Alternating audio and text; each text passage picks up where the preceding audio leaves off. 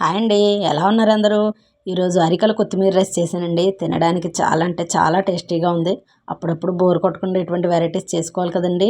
అరికల్ని ముందుగా 6 గంటలు నానబెట్టి దాన్ని శుభ్రం చేసి పక్కన పెట్టుకోవాలండి.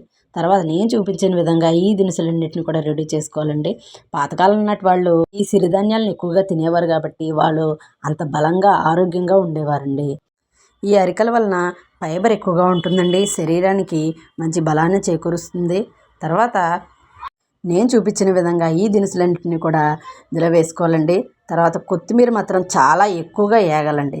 కొత్తిమీర ఎంత బాగా వేగితేనే అంత బాగా దీనికి టేస్ట్ వస్తుందండి.